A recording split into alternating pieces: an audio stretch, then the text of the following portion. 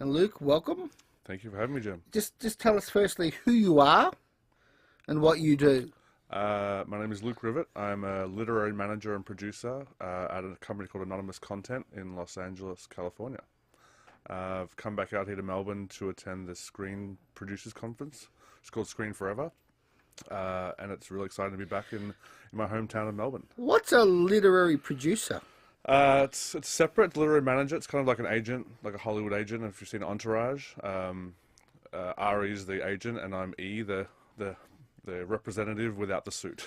Okay. So I'm representing screenwriters and directors trying to further their career, and as a manager, we're also able to produce Hollywood films. Because you've produced a number of films, haven't you? I have, yes. Yeah, Right. which has been wonderful. And is that part of the literary management side of the job, or is Yeah. that a separate hat? Yeah, it definitely goes hand in hand, I believe, because we sort of package up films, and the screenplays and directors that we work with can be clients as well. So if a client comes in with a script that we package up and put actors on and find the financing, it's, we become a producer organically by doing so. Let's just quickly, just for the sake of the record, just cover how you've gotten to Hollywood, because you are from Melbourne. Whereabouts from Melbourne are you from? I'm from Melbourne. I grew up in Williamstown and Werribee, from the western suburbs, and at a young age I fell in love with film and Tarantino, and was sort of in the sort of mid-90s, and knew that was exactly what I was going to do. So I was very fortunate to find that out early on, and from there I did the video store, worked at Greater Union on Russell Street for many years with Chris Ryan,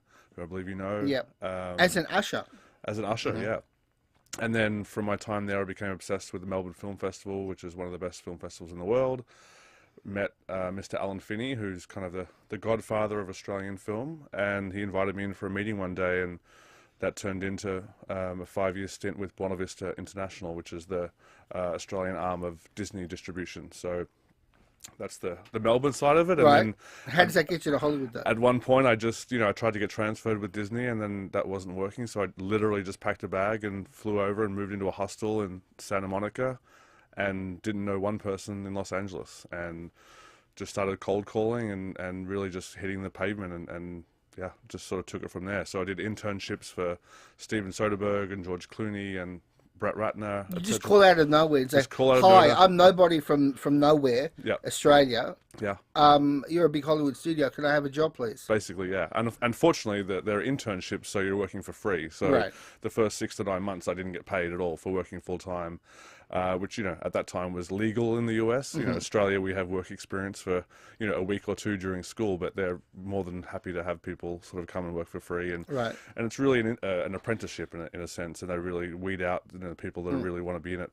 So how old are you, Luke? I'm 38, And how long have you been in Hollywood? 14 years. Okay, terrific. That's a long stint. It is a long stint. That's a long time. That's Yeah. like almost a career Absolutely. Yeah. length in any other industry. Yeah, no, I've tried to hold on to the accent, but there's a lot of glitz and glamour, but it's pretty difficult. Have you been keeping tabs on the Australian industry while you've been over there? Not as much as I'd like to. I mean, definitely the films that break through. There's certain films that I follow, and definitely certain careers I follow of directors and writers and actors especially. But no, I'm happy to come back here and really, get entrenched in the Screen Forever conference. And Well, just in a nutshell, you're presenting 2 talks. yes. Just tell us what they are. One of them is about pitching to an international audience, and the other one is something about Donald Trump. I don't quite get that, but let's go with the first one Yes. first. Well, what's that about? I think it's just giving my insight into how sort of Hollywood works from Melbourne. I mean, we do things a little bit differently, where a lot of producers are going for government funding and finding international sales company. But in the US, there's a lot of financiers around. So Because there's no government funding in America. Let's make that clear. Yeah. This is something that I don't think a lot of Australian filmmakers make. This is a small digression. Yeah. But a point that really needs to be made is that in the United States, you do not have access to government, that is taxpayer money. I mean, there is a bonus in production. You can actually get a tax return on, on actual physical production, but no, Yeah. there's no government money, funding the films as art. And as again, this is a footnote, but so if you are an independent filmmaker who wants to make the little passion project about something that happened to them when they were a kid or whatever, if you want to make that little beautiful independent movie, you have to raise the money yourself. Absolutely. And you have to be accountable to the people giving you that money. this probably accounts, Luke, for why independent American films still have a nice commercial edge to them, or they're cut in a way, or they're packaged in a way that are designed to reach as many people as it can, whereas Australian independent films, not all of them, but some of them do fall into that so esoteric that no one but their friends will get this movie. Yes, I couldn't agree more. I think there are exceptions to the rule, but overall, yeah, it is a business in the US, and you have to have a return on your investment. Whereas Australia, with the government funding, they would love you to have a return. But I think the broader subject is, you know, for Australian films, and something that I want to encourage Australian filmmakers is to really make stories that are for an international audience. They can still be inherent Australian stories. Unfortunately, you know, we have a film like Lion that came out recently, which I can point to quite easily as the perfect example of a, you know, mostly inherent Australian story that broke out over the world and was just a superb piece of filmmaking. What are the elements that you would identify as being the ones that you need to amplify or modify or work on in order to get it to an international audience? I think the one thing that I look for is heart in a story, and it's about characters, and it's about ultimately the screenplay. I mean, we have amazing filmmakers, and you know, our actors are second to none. You know, especially in the US. But what? Sorry to interrupt. But what is it about that screenplay? And yes, I am leading up to a point I want to make, but I need to hear from you first. But what are the elements in the screenplay that would take an insular story or a limited story to a bigger audience? What are the elements in that screenplay? I think, again, it's about the emotion, the character, and the heart, and the feeling, whether it's a feeling of joy, a feeling of sadness, a feeling of fear, you know, looking at different genres. At the end of the day, it's about word of mouth. It's about someone, you're going to have lunch with someone and you're going to say, oh my God, you have to see this film. It helps to have, you know, American actors in it that are recognizable around the world. That helps to put a poster, and it helps to get people out to a cinema. But at the end of the day, if someone watches a movie, regardless of who's in it, and they tell another person about it, then you've succeeded. What about the importance of a third act? And this is, I'm using that obviously as a very broad term, but the storytelling concept that the story has to, at the end of the day, satisfy the audience. That you don't want the audience leaving thinking, boy, I wonder what happened at the end. I wonder if they got together. I wonder if this, I wonder if that. That sure, sometimes questions are a beautiful thing to give an audience something to leave with, but you need to satisfy them dramatically and emotionally. A lot of Australian films, for some reason, I don't know why, have neglected the importance of that third act. That's changed over the last 10 years, but can you just tell us about that aspect of creating a story? I think the third act is, you know, the most important. I think, you know, aside from the first 10 minutes to get sort of an audience in and hooked into a story, I think that the third act is completely the most important. I mean, you want to be satisfied. You want to walk away from the theatre fulfilled and happy you spent your, these days it's $18, $20 a ticket, which is, there's a lot of competition for people's time. So if you were to make a small esoteric art film that, like a, you know, to go back in the day, but John Sayles' Limbo, I'm not sure if you remember that. It's very frustrating to people. They want to be given the whole package. So yeah, the third act is very, very important. And so coming back just to the issue of accountability in terms of getting money for a film, accountability is something that seems to be absolutely embedded in the thinking of a filmmaker from day one, from step one, whether they're big or they're small, because they have to get the money themselves. This is something I think that has skipped a lot of Australian filmmakers. Again, that's a generalization, I know, but the importance of accountability for how you're spending your budget and what you're spending it on, and making sure that at the end of the day there's a market out there for your film. I think the market is a very, very good point, Jim. And I was asked to write a series of pitch suggestions or tips for the upcoming conference. And, you know, knowing your audience is very important. A lot of filmmakers I talk to, and a lot of people in the film industry, even in Hollywood, you ask them what films they've seen recently, and they may not have been to a movie, to a cinema in 6 months. And it's, as a writer, to be watching films regularly, to be watching television, to be reading 2 or 3 screenplays a week is very, very important, to know your audience and know what's working. So to come to the conference with, you know, a pitch for a screenplay and not know that there's been 2 movies that are very similar stories in the past 6 months, I think is a detriment to the work you're putting into a screenplay. Now, what about, just quickly again, this is kind of a bit of an aside, but the filmmakers themselves making films on a regular basis. This is, I am the only person who has developed or presented this theory, but I believe that it is important for filmmakers to produce something every couple of years on a regular basis. That these stories of someone working on one project and only one project for 15 years, and then it comes out, and then suddenly, you know, no one's gone to see it, and of course they're crushed by it. What about the idea of a filmmaker being a regular producer of product? I think it's very important. I think if you're an artist, you're an artist. If you're a writer, you're writing every day. If you're a filmmaker, you're you know, trying to put together a film or shooting a film constantly. I think Sean Baker made a film called Tangerine, which came out a few years ago on his iPhone. And, you know, it sounds like a cliche. You can shoot a film on anything, but you absolutely can. To say that you need $2 or $3 million Australian to make, you know, a drama about 2 people, you know, talking, it's just not necessary. I think there's a way to find an audience for a low budget and not need, you know, 15 years to develop something. What about the importance of marketing? This has been a huge issue and continues to be a huge issue in Australia.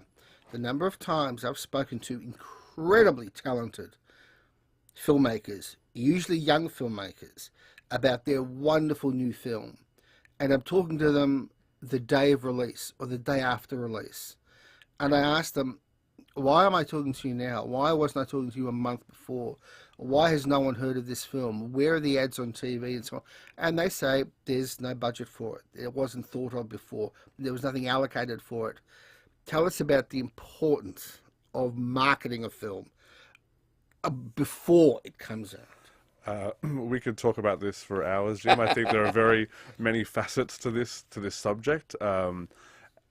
You specifically asked about the importance, but I was given an advice recently.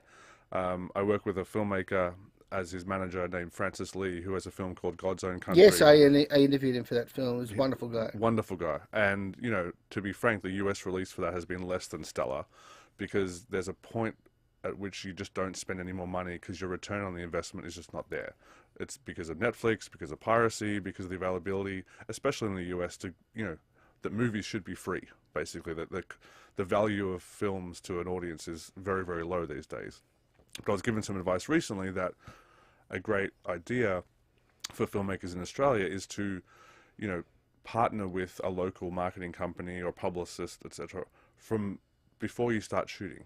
And there's a way you can, you know, incorporate them, whether it's not necessarily financially, but build a relationship that could actually last many years, and have them come to set, ingratiate them with the cast, have them tell them what material you'll need 6 months down the line when the film's coming out at a festival, etc. Because I assure you, a distributor anywhere in the world will just salivate at the material that you can create long before you've started shooting, and not be precious. There are thousands of movies made every year, so don't hide it. Don't want to keep the secret. Don't want to have set photos. Tell everything, show everything. Like, there's no holding a film to a surprise, as you said, that no one's going to see. There's no point. Baz Luhrmann, who probably presents to us almost an exaggerated version of what filmmakers should do, a year before Australia came out, people knew about the movie. And in a beautiful example of effective marketing, the day it came out, the week after the new James Bond film, Quantum of Solace, but people thought it was releasing that day. And you had to remind people, no, it's the Bond film. So you're reminding people that another tentpole film was actually opening that day, that Australia was the following week. That's how big the publicity was on that. Again, might be an example of an exaggerated example of what people should be doing, but rather that than not doing it at all. That's because he allocates resources and budget to marketing the film. How important is, from the get-go, allocating money and resources to getting the film out there 3 to 4 weeks before opening? I think it's completely, even more so, even longer than that, I should say. I mean, the problem is, the budgets and how people are impatient to get their film out there and get the return on their investment. I remember when I worked at Greater Union and Godzilla, the new Godzilla film was coming out.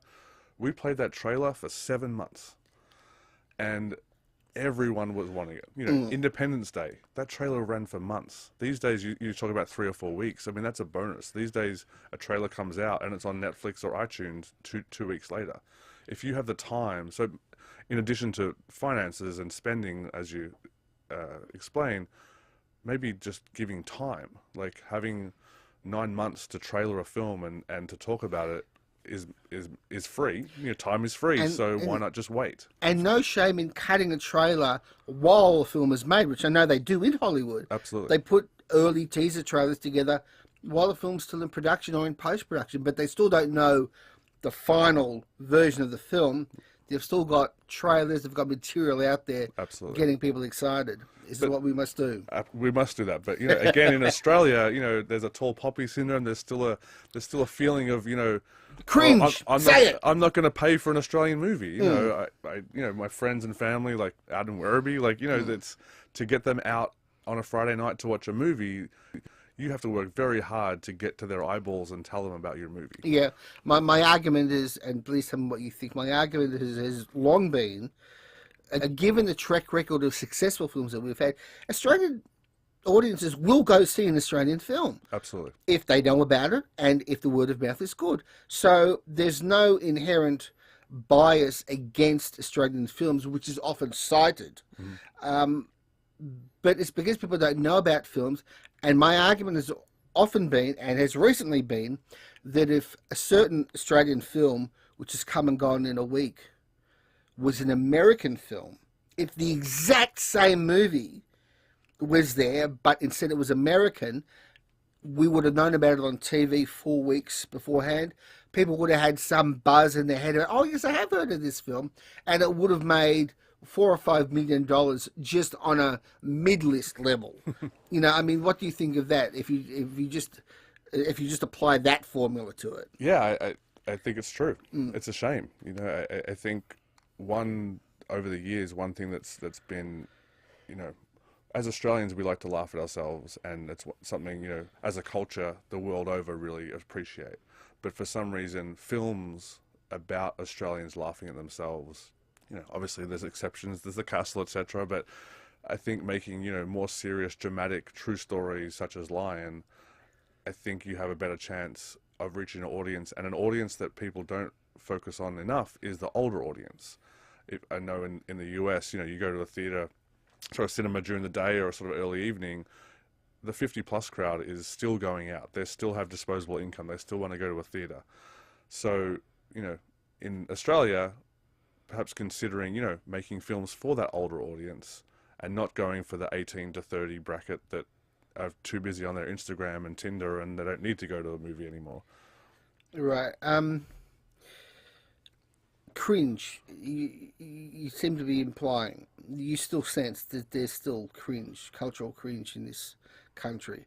And you have no idea how depressing it is for me to look at a young person, and I've spoken to even younger people than you, teenagers, who, without me prompting them, will bring up the issue of cultural cringe, of this reluctance to say, we are good, this is really worth celebrating and getting out there. There is this bizarre reluctance to celebrate, Australian culture. Even though on the one hand we're proud of it, there's this contradiction there that then stops us. Again, it's sort of like tall poppy syndrome, but self-inflicted. Absolutely. And I think just as you're saying that, it makes me think of the multiculturalism of Australian cities. And, I saw a trailer for the new Stephen Elliott film, I believe is coming out soon. I'm forgetting the name.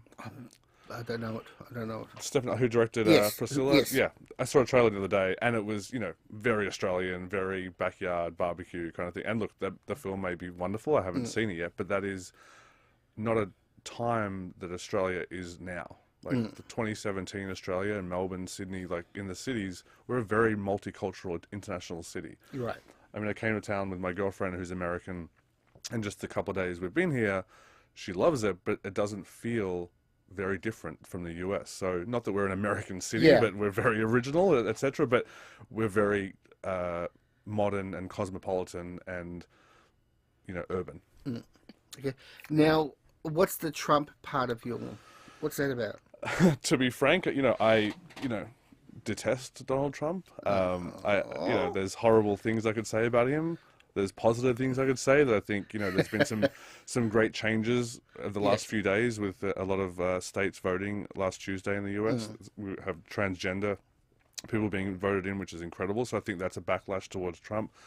I think the element of the Trump in our panel is the travel ban that he put on and the difficulty for Australians getting, you know, work visas, etc. You're doing a pitch. You're taking part in some sort of pitch program. This is where people can pitch an idea and then you give them feedback. They've got like 25 words or they've got 30 seconds or something to pitch an idea. They have a few more minutes, but yeah, they come in, they pitch their, you know, concept for a film, who they are, whether they're director or writer, what their plan is, and hopefully I have time to give them advice or feedback, which is very, very honest. It can be very hard. But no, I welcome those moments to sort of give people advice as someone from Melbourne that's gone over to Hollywood. And as an exercise, here's something that I came up with this morning. Okay, just as an exercise. Yes. Just as a sample. Okay.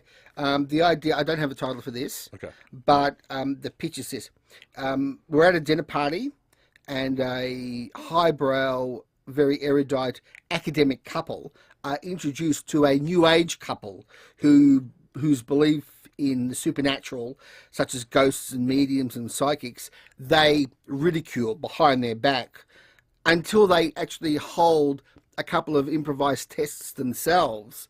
And as a result of these, their ordered lives slowly unravel as their beliefs change and they come into conflict both with each other and with themselves about what is going on in the cosmos. Does that all take place at the one dinner party? No, not all the one dinner party, but it is designed as a low budget, dialogue heavy, character driven, I guess sort of psychological thriller, perhaps. I think it's interesting. I think, you know, if you can really get some scares in there and have it, keep it grounded. Grounded is something that I really respond to. You know, people in situations that you can, you know, see yourself in and then become quite scary. One of them has a dying father during this, who at some point early in the second act, I came up with this on the train station while I was waiting for the train to come in, okay? They're on their deathbed, literally. And this father is an acclaimed academic worldwide. He's won prizes. He's just absolutely acclaimed to the hilt. And an avowed atheist. Ever since his earliest interest in the field, in theology, in philosophy, in psychology, and so on. Just absolutely acclaimed and revered to the max, and an absolute die-hard atheist. And he's dying in the bed, and the last words that he says to either the guy or the girl is, "I see God." And then he expires. And then as a result of that, they start saying, why would a man who's devoted his entire life say that thing at the end of his life? And that negation then leads to whole things like, is he sending us messages now? Are we actually hearing from him? That sort of thing. This is something that, would you see something here that one could develop into a low budget, psychological sort of thriller? I think it's a jumping up point. I think when you get into God and religion, it gets a little murky. I think people want to see something. So I guess my question would be, and you don't have to answer it right now, Jim, we can talk afterwards, but is what you're showing the audience throughout that first half of the movie, the first third of the movie, that gets them to believe as well. So these the couple that don't believe and don't, you know, have no beliefs in this world, it's what brings them out and makes them convinced that, oh, this is something that we should be considering. So, and then again, third act is very important.